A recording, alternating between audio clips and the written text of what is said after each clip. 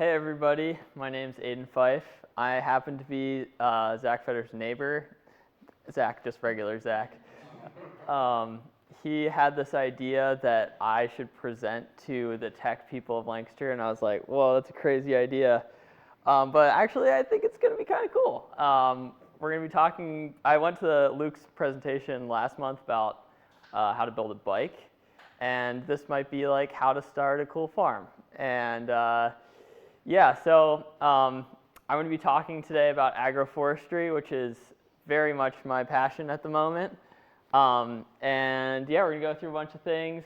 My background's in environmental science, and yeah, I took one computer science class, and it was really interesting because like I feel like you take a bunch of environmental science classes, and like generally the conclusion always feels like the world's ending for some reason. But then like I took a computer science class, and it was like the world's just getting started. So I'm kind of trying to bring some of that energy over to the environmental space. I tend to take an optimistic and innovative approach here, and yeah, that's kind of what we're going to be getting into today. So just a little background on like who I am and who I work for. So I work for a climate nonprofit in Lancaster called Regional, and I also, two part-time jobs. I work for a company called Trees for Graziers, which I'll be telling you a little bit more about. We plant what's called silvopasture, and you're going to learn what that is. And yeah, that's the things I work for. And I am starting a farm, which I would say just started like a month ago. And I'm going to tell you about what we've been doing there and why it keeps me up at night because I'm so excited. And yeah, so one of the things I think that's what the farm? Yeah. It's over in Mannheim off the Salunga exit, right next to Spooky Nook. Yeah, you guys are all welcome to visit anytime. Well, just let me know first, but for sure. We'll be by later tonight. All right. Oh, it's on cloud. All right, so one thing that I thought was interesting is that I'm borrowing a lot, learning from you all, the tech people. We are starting a similar type of meetup to this, more on the like post-conference chill vibe. Also at this place called West Art. Have you guys heard of West Art? Every third Thursday at 5 p.m. And on this particular one for our launch, we're having a native plant sale, so that'll be kind of cool. Yeah, I honestly was really inspired by Tech Lancaster, and was like, we need to have something like that for people to do environmental stuff. So that's kind of part of what Regional does in Lancaster, and just kind of a little crossover episode there. Yeah, beer and planet, great. Yeah. For the May 15th event, is that the one where you're trying to get people to get rid of like invasive plants and swapping out for? I mean, maybe. I have heard one that's like going on the same day, like all around the weekend. Huh, might be related. It is like, I don't know, great time to plant stuff like in the spring, and we are having a native plant sale, but I don't think we're taking out any invasives, as far as I know. This is just going to be like a hangout type event, but. I have a quick question on yeah. West Art. I heard they were closed down for a while for some issues in the kitchen. Are they open? They're open as of like literally yesterday, I think. So, yeah. All right, so I'm going to start off with a little question. This is going to be a little contest. I made all of these like stickers with chickens and trees on it, which is kind of the theme of what I'm talking about today. There's only 20 of them, and I gave like pretty much 19 of them to my friends. So there's really like one left in the world. And whoever gets the right answer to this question will get this sticker. So yeah, just start throwing out answers. 62. 24. 52. 45. 47. 38. Okay, it's like a little bit north of where you guys were guessing. 62 is close. 58? Who is that? 58. Yeah, there you go.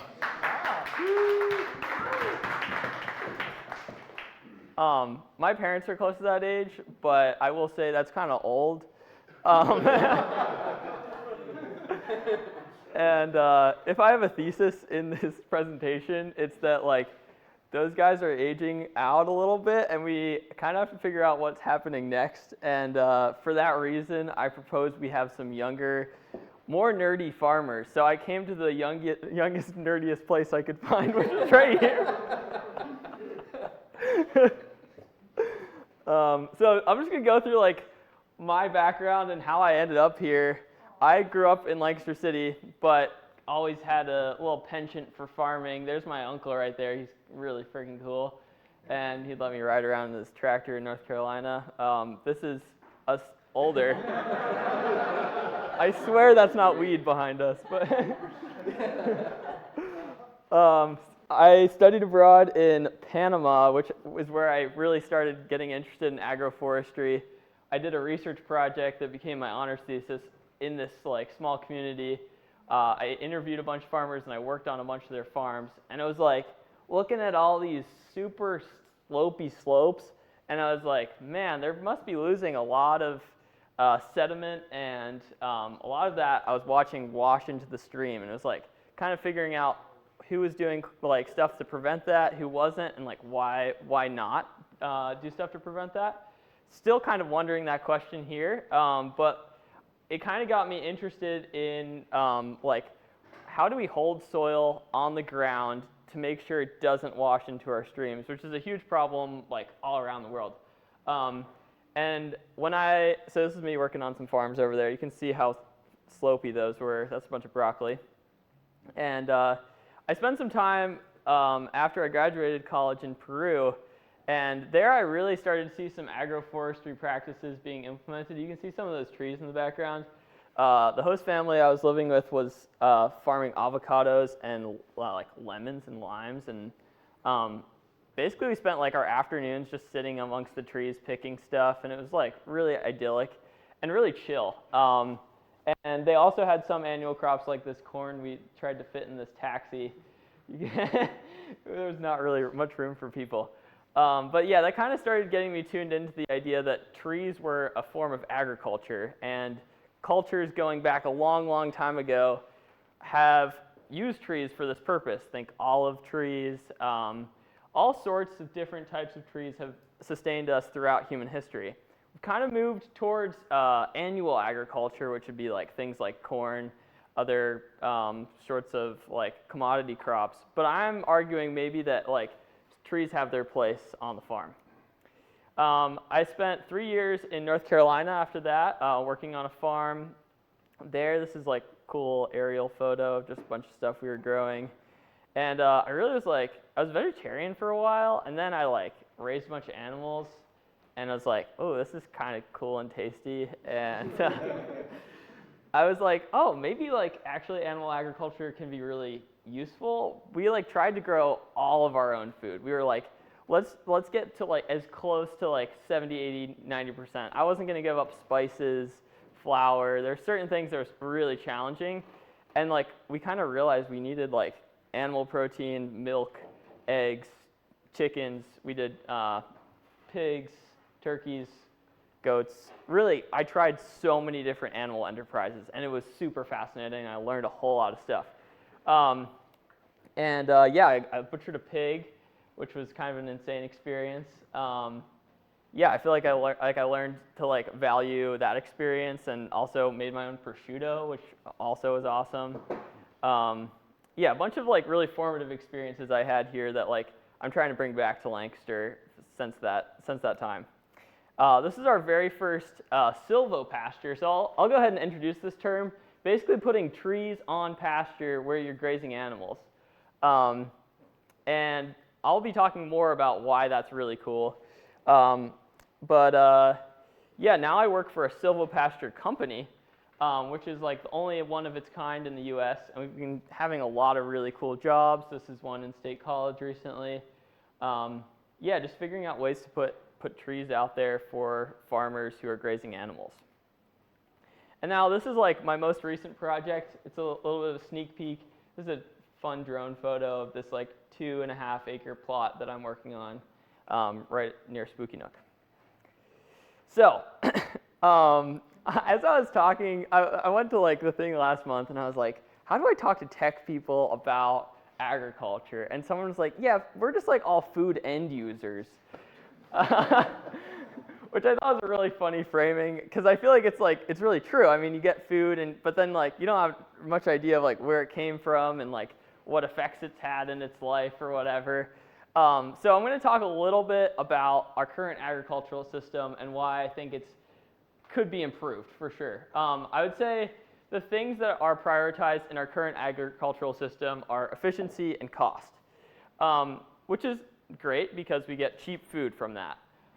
However, that food is externalizing a bunch of other things that would be in that cost. So some of those include, like a lot of cheap foods, like not that great for you. We have like a lot of chronic problems like obesity and things like that in this country. And then we also have a lot of environmental degradation from this type of agriculture. Including topsoil loss, which I'll get into later, but honestly, I think that's like one of the more important issues we need to pay attention to. And then our ecological systems are like currently in decline. We're losing a lot of species. They're like getting like stuck in little areas and not being connected to the rest of, their population. And then also it's like super carbon intensive. We have like a lot of animals on feedlots that are just like, they're burping a lot. We'll get into that. They're not farting.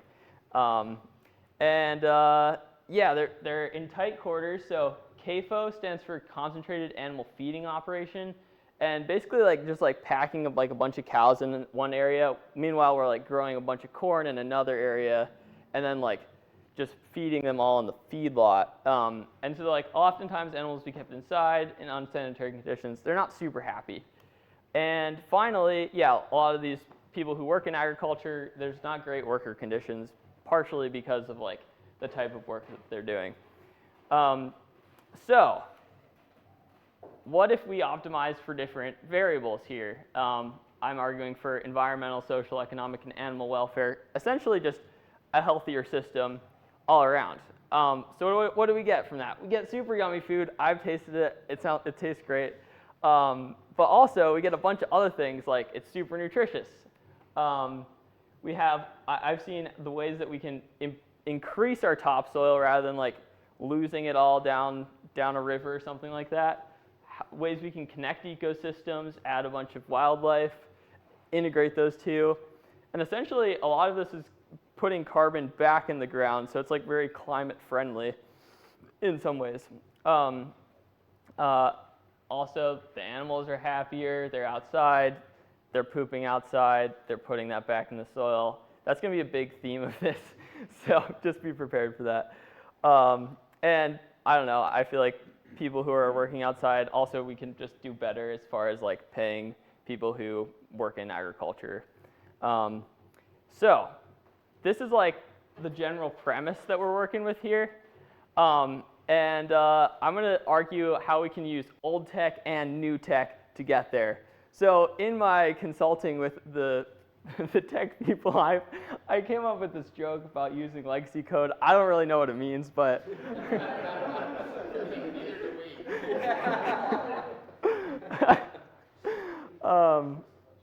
I view agriculture as like a group project through time. And the more we connect back to people who have been doing this for millennia, I think the more we can learn. And this is like some of my arguments for why do that. So Native Americans, like I think when I was in school, I kind of thought they were all just like hunter-gatherers, just like picking berries here, hunting a little bit. But like in reality, they were super organized. They had all sorts of buffalo drives that they were like moving these animals across the landscape. In essence, like the animals were like eating a bunch of grass really fast and then like pounding also like in mass, like a bunch of this grass into the soil, which was like making a lot of topsoil. These animals were pooping a lot on the ground.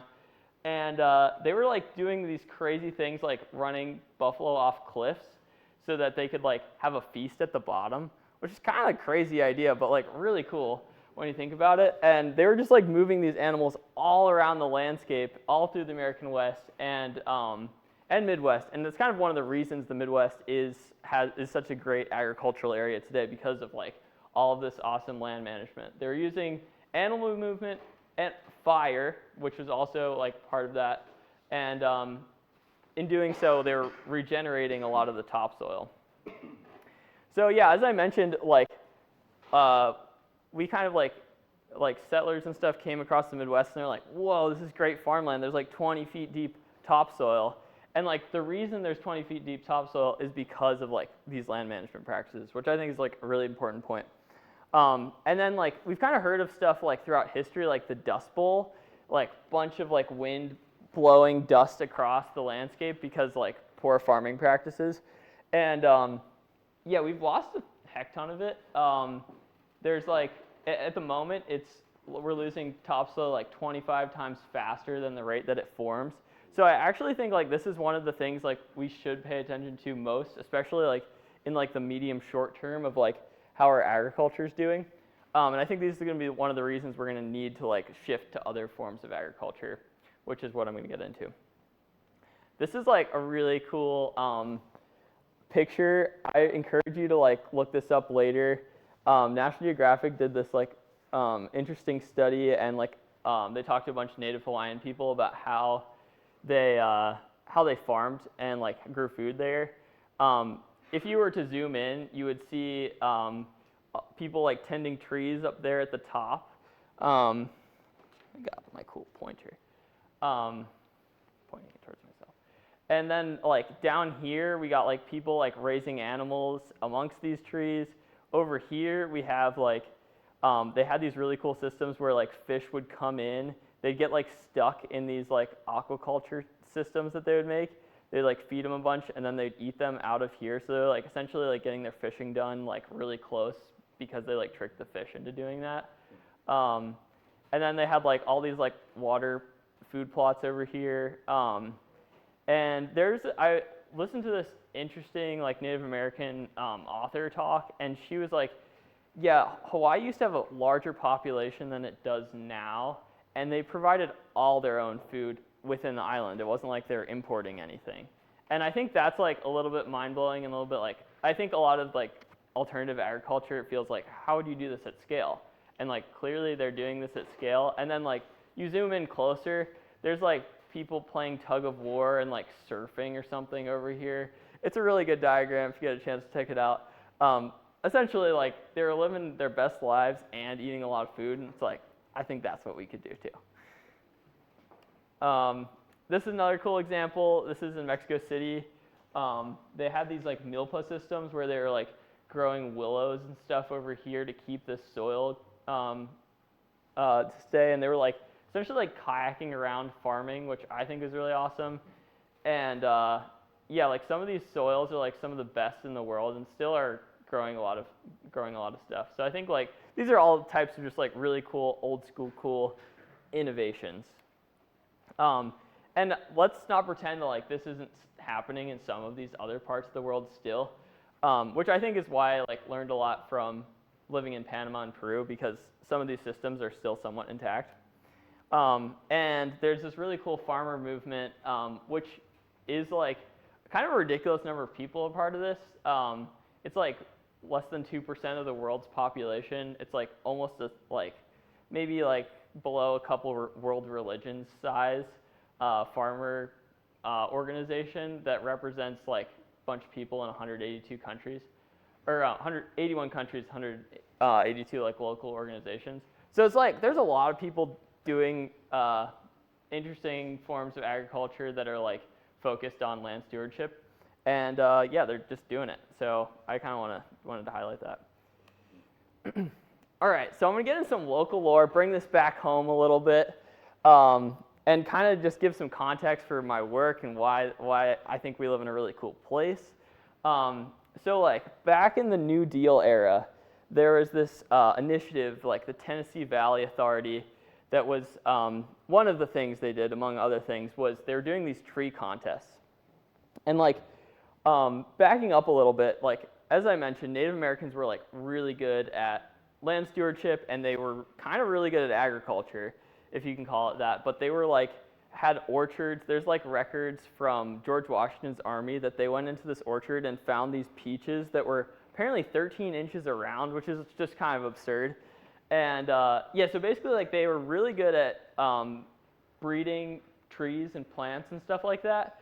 And then like a lot of that got lost really fast. That particular example of George Washington's army, they like observed all that, wrote it down, like, oh wow, that's really cool. And then they burned the orchard, which was like, oh man, like I love peaches and I'm just really fucking salty about that. Anyway, so this is what I'm talking about this like multi-generational project through time. A bunch of the species that were left by Native Americans are still on the landscape. And back like 200 or like 100 years ago, during the time of the Tennessee Valley Authority, they actually were doing these tree contests and like finding like wild tree crops, which were like definitely worked on by Native Americans, and they found the best of the best stock. And so basically during that time, they found like the top producing honey locust, for example. That's like one tree that's really important for silvopasture that I'll talk about. But like persimmons, plums, pawpaws, things like that. And basically they brought them all to this dude, John Hershey's farm, who was from Downingtown. And that farm still kind of exists. He like basically like lost his property, but like essentially like all these like awesome, the best of the best trees on the landscape that were found through these tree contests were put here. And then like he lost his property, and then it became a development, and everyone was like, most sources you look up about him, they think that it like they lost all of these trees. But turns out they didn't. The people who did the development didn't cut them all down. This was like this repository of all these trees, and a couple people who work for the company that I work for found some of these existing stock, and we have taken samples from them, and we're propagating them still. So it's like we kind of dropped the ball a couple times, but we're like picking it back up, and like I think it's really cool that we can kind of continue this long multi-generational process that started like, you know, millennia ago. Anyway, that's just a little bit about that, and kind of leads us to new tech and cool fresh ideas. Are we forking legacy code? I don't know what that means.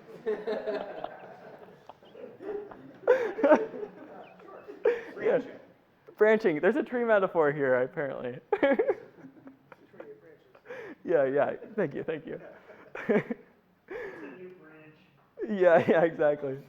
So I'll start by saying like some of the cool fresh ideas, like we have access to the internet now, and like people haven't had that forever, and like now like as someone who just like can browse the internet, can find a shit ton of stuff about how to do this. And so I kind of think this is like one of the, like I didn't mention it here, but like one of the reasons why like now's a really cool time to be alive if you're interested in this kind of thing. And anyway, so like one of the things that I think is like small but really important, electric fencing is like found like is one of these cool ways to move animals through a landscape and really keep them moving and add manure to the landscape, and like didn't exist for like most of the past century. We have solar chargers. This is like the model that I have, and I think that's really awesome. And another cool way to move animals through a landscape, there's this like new technology that they have, like cows will be given shock collars that they've essentially just draw lines, and then like that's their fence, and they can just like, the farmer can just draw lines on a map, and then they just like kind of, they get a sound and they move to the next paddock or whatever. So like essentially just moving them around the landscape, really similar to what I was talking about with the Native Americans and the bison. So yeah, that's another cool option of things that like exist now that didn't exist before. And then something I've become recently aware of through the company I work for is that you can like tissue culture trees. So like you can take genetics from a really high producing tree, clone that tree, and it'll be guaranteed to be like the exact same. It'll be like female, which means it's produced, in the case of a mulberry, it's like producing a lot of fruit, and then also it's just guaranteed to be like that really strong genetics of like really great fruit and really great leaves. So that's something that we did as a company. We've tissue cultured for the very first time 50,000 mulberry trees, and we went through them really fast this year, and now they're kind of like out there, and it's like that's kind of something that wouldn't have happened even 10 years ago. So another just cool new tech thing that's going on. So my argument here is not for like totally old tech, totally new tech. It's finding appropriate technology. And I think I think that's just generally my life thesis. Like, there's always a right tool. I do a lot of woodworking, and it's like, you could use say you want to hammer a nail, you could use a jackhammer, but that's like super powerful. Or you could like use like a piece of wood, but that's like probably gonna take a long time. And like you find your hammer or something like that. It's a bad example, but like, you know what I'm trying to say. It's like there's like an ideal technology for this, and I think that agriculture has gone too far in one direction, and I think we need to have a little bit of a balance between old and new tech. One thing I think is cool in relation to appropriate technology is kind of thinking about like our bioregional place. So like this is an interesting diagram of like different bioregions in North America. So like thinking about what we can produce in this bioregion, we like live in a place with a lot of awesome food crops, and so it's like that's been one of my thinkings around like how do I maximize the things that can be grown best here, and to me that's like the appropriate choice of like what things I'm going to grow. In addition to the ecosystem context, like understanding what grows there and what would grow best, and also like what animals might interact with it, and then the human context. So this is kind of like where I think we should go between old tech, new tech. I think there's a balance which would be appropriate technology. Anyway, just to kind of get to like what agroforestry freaking is, USDA defines it as the intentional integration of trees and shrubs into crop and animal farming systems to create environmental, economic, and social benefits. So I'm going to give you a couple examples of what agroforestry can look like. This is a really easy example. People do this all the time. People use trees to create windbreaks. In this case, this house is being protected by these trees here. It's kind of like acting like a ramp to like blow the wind over. Riparian buffers happen a lot here. We have like some of the most contaminated streams from agriculture in Lancaster, which is a bad thing, but in the past like 20 years, we've gotten some of the best funding for this.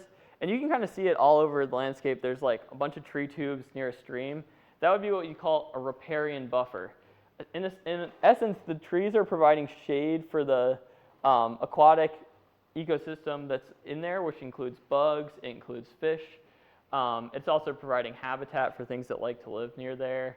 Riparian buffers are awesome. They like prevent runoff from coming through. They'll like protect the stream like that. And in general, they're like a really easy, cheap solution to prevent any more degradation to streams. And we see a lot of them around here, so I think that's really awesome. Alley cropping is something I don't see a lot of. Doing trees in between, like an annual crop like corn in this example. I want to try this out in my future. Well, in that case, is there an issue because the crops may not be getting enough sunlight because the trees are blocking them?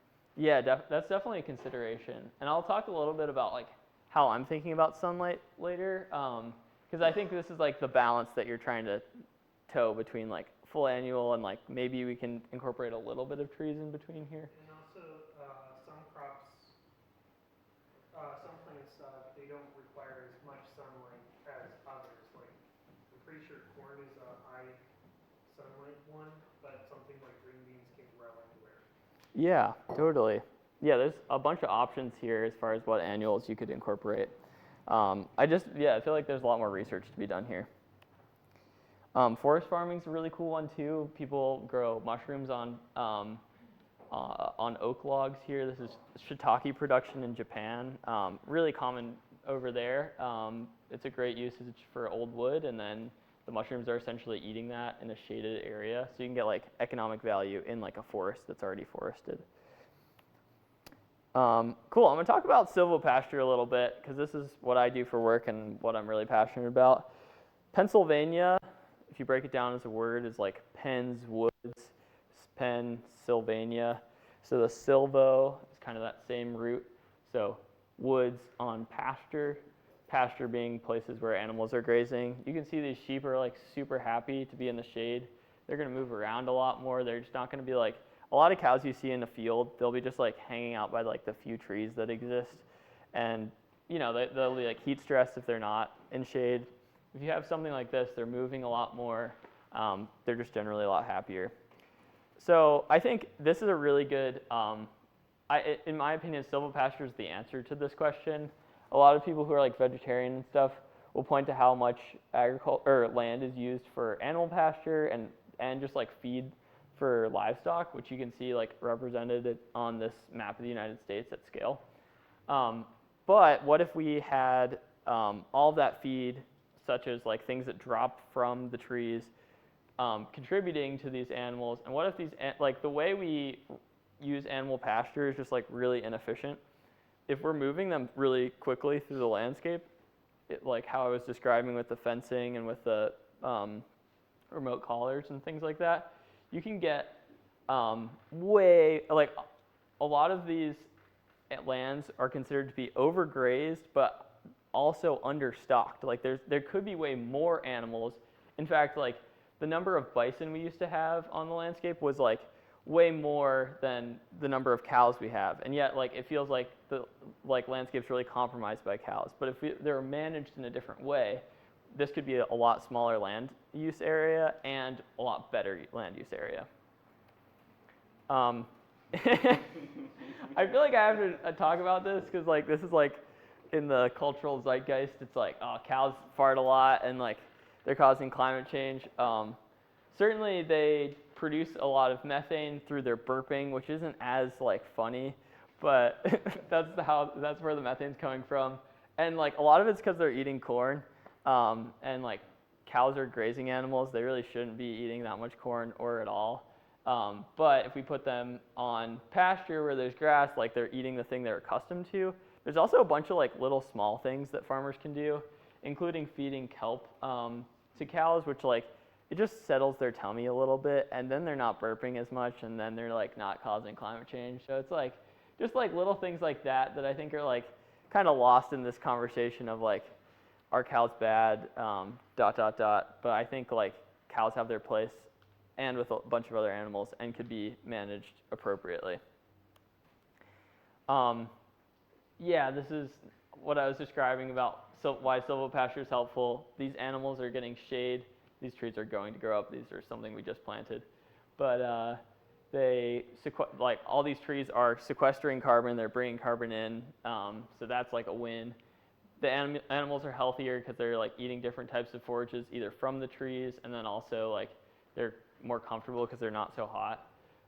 It's more resilient to like things like climate change. It's like obviously getting a lot hotter for these animals, so they're going to be like wanting to have shade like this, or even just like big storm events. If you have a bunch of trees on your landscape, it's not going to be like as affected as if like it was just flat.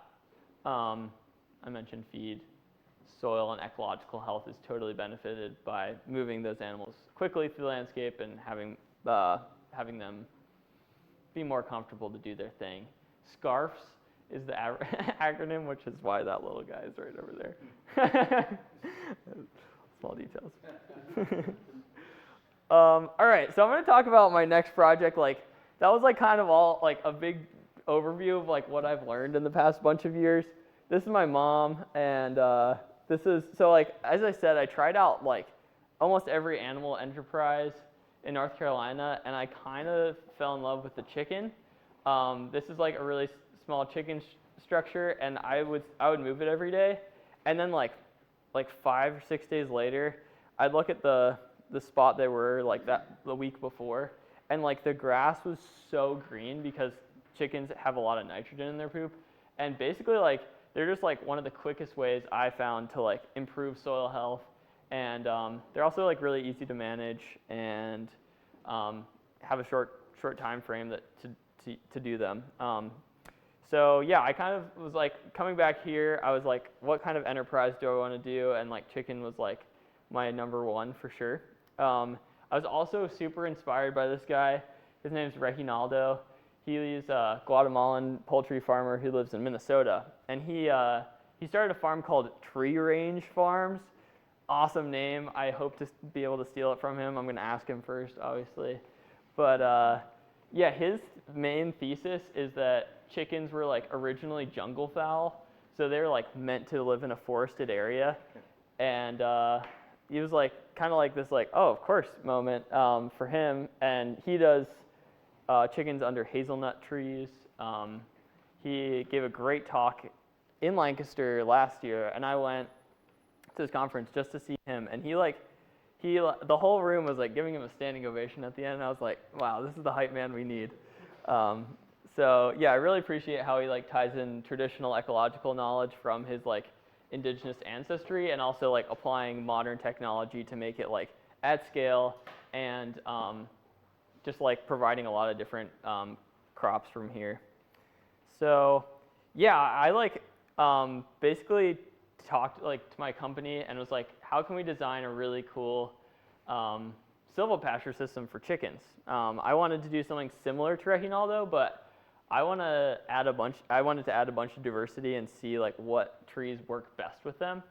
And so like this is the general idea. This is the 2.5 acres I'm working on. There's like a little creek that runs here, and then there's so much wind that comes across here because it's all corn over here.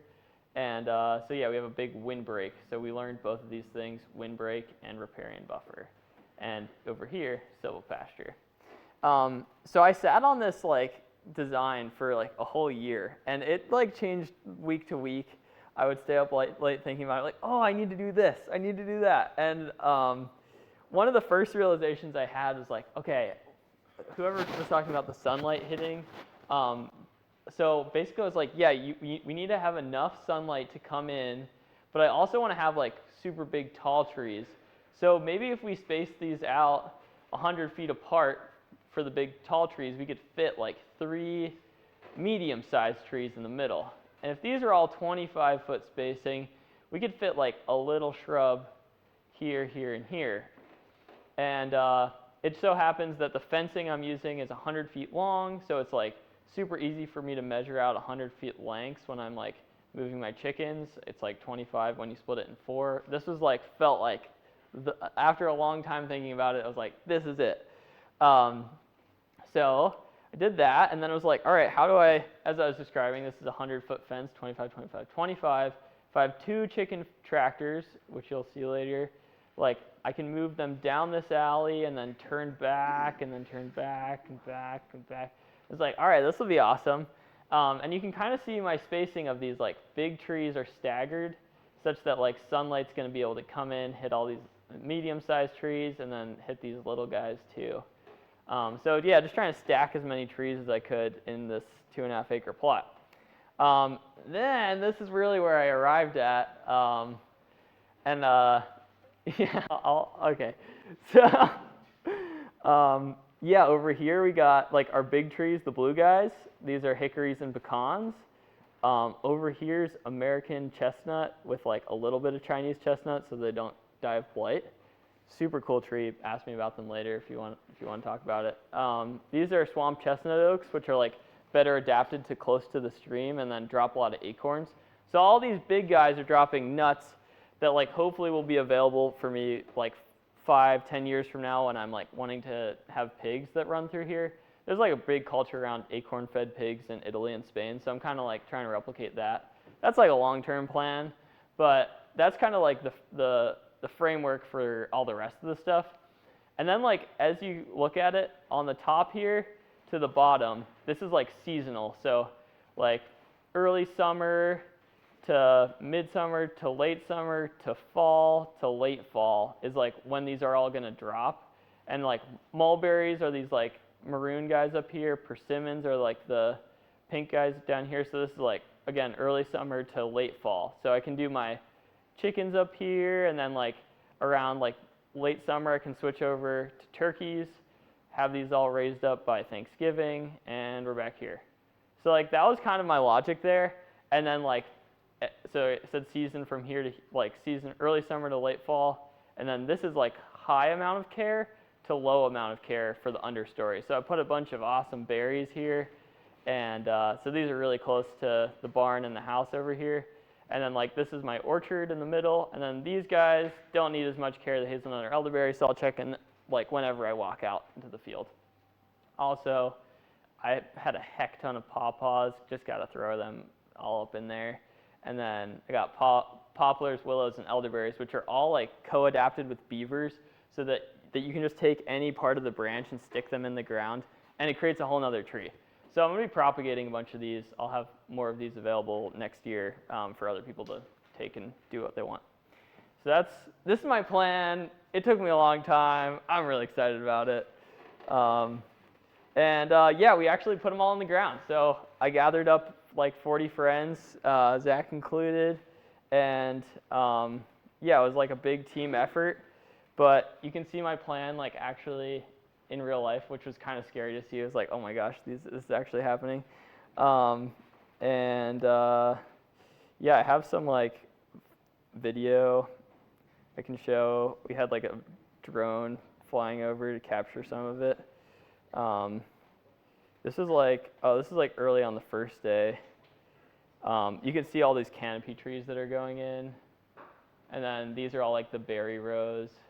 And then there's my chicken tractors with the 25 by 25, and that's how excited I was about all this. All right. And then I have one other video on the second day of planting.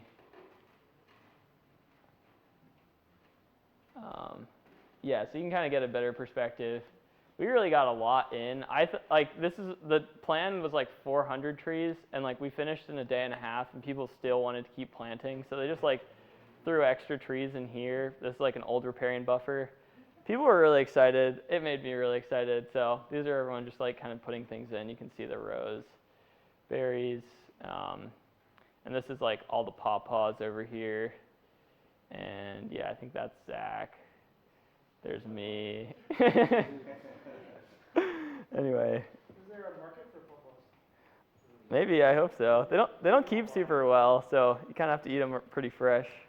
But I've heard people making like pawpaw popsicles, all sorts of things.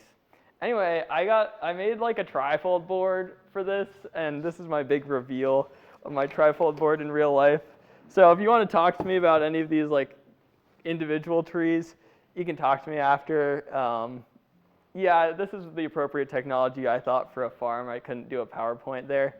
So yeah, that's what that is. Here's some reading recommendations if like any of this piques your interest. These are some of the books that really got me excited about what I talked about. And yeah, so we had like well, thank you. That's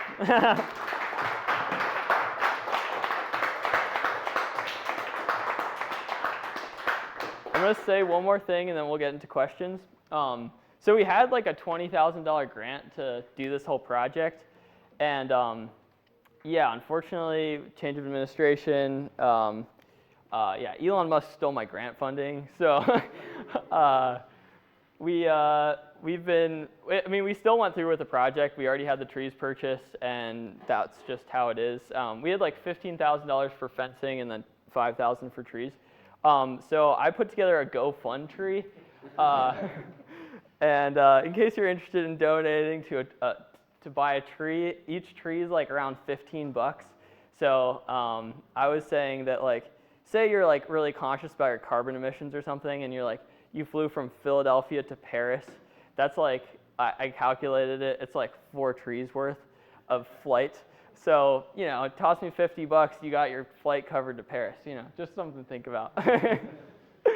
And then also, if this piques your interest and like I'm like kind of starting a business, I guess. I'm not really into business, but I'm gonna have an email list eventually. So it's like a Google form if you wanna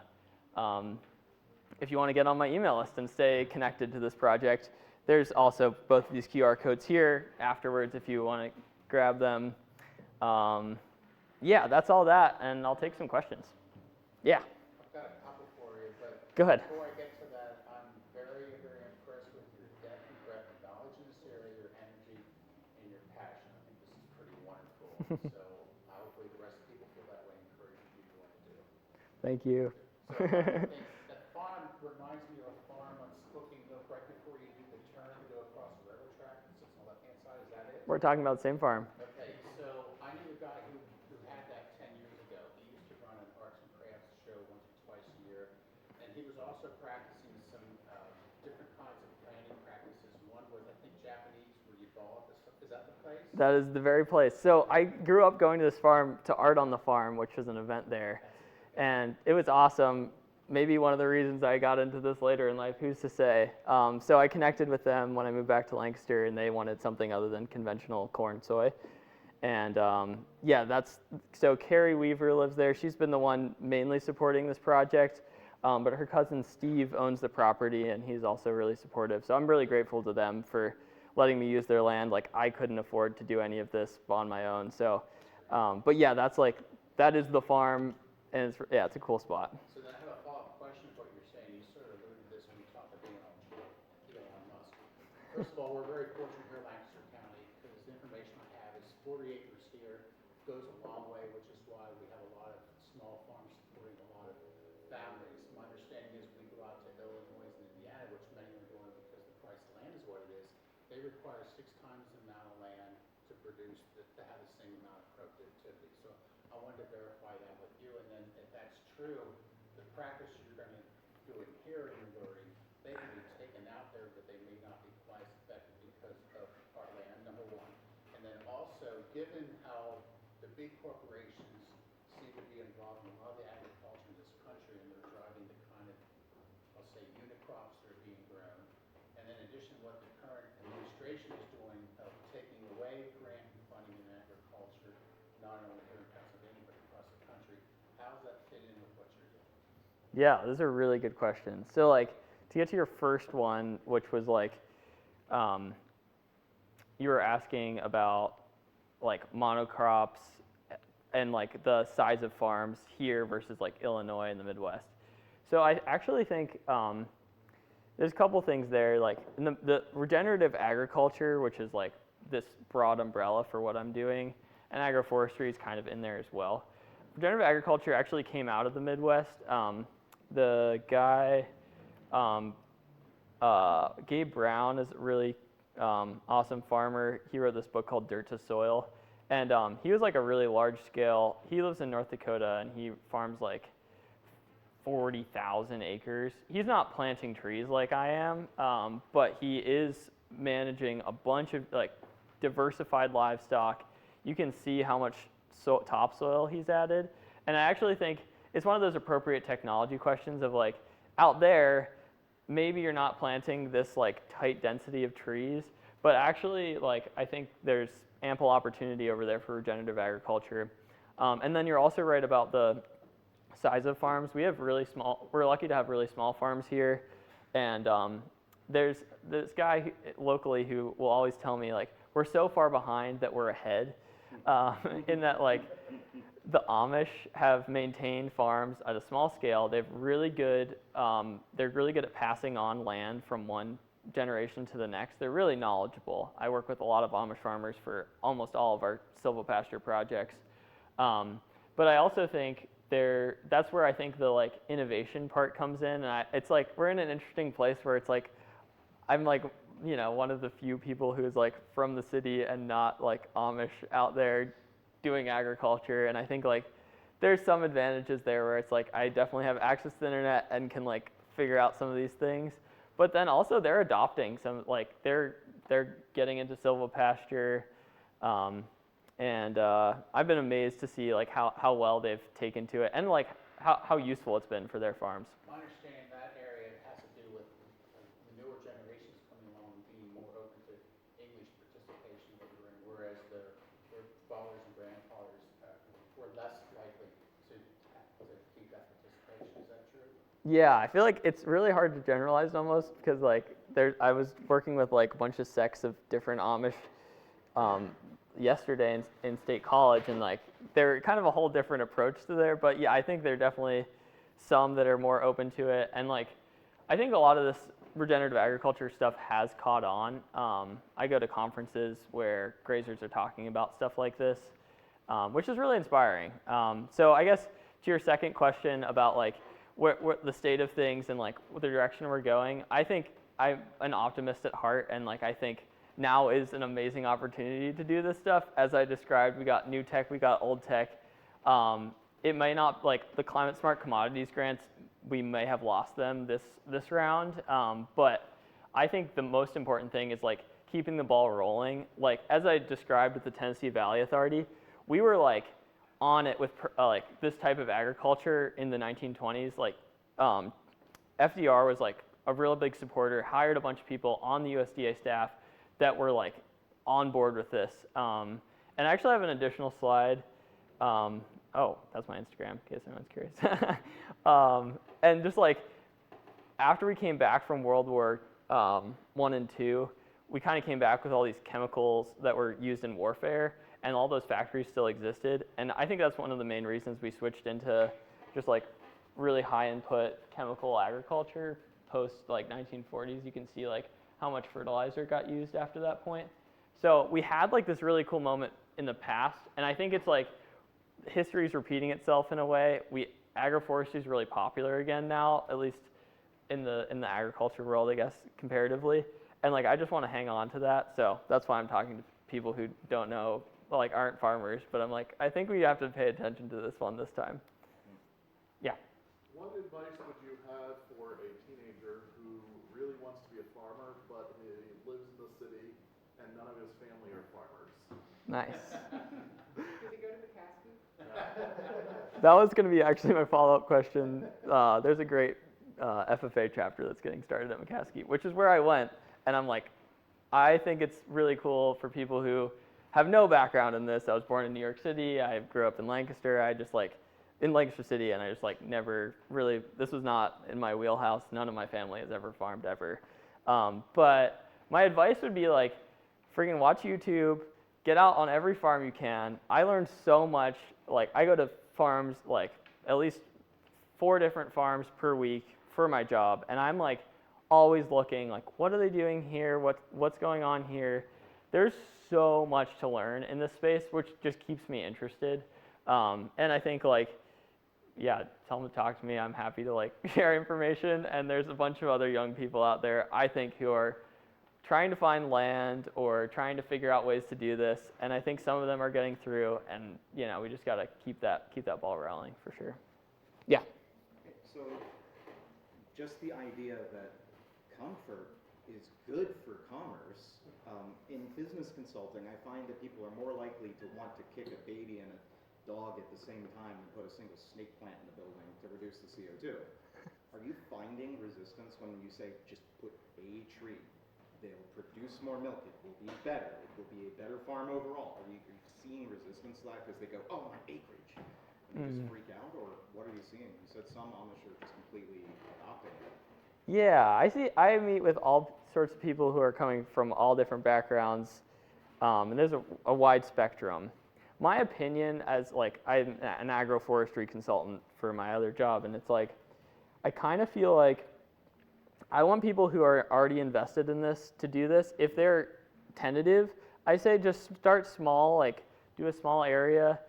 Don't do your whole farm in this. Try it out here, see how it's going. There's plenty of farmers who are, like there's enough farmers who are interested for us to like stay in business. Even when we lost all of our grant funding this spring, we could find a bunch of farmers who are willing to pay out of pocket for this kind of thing.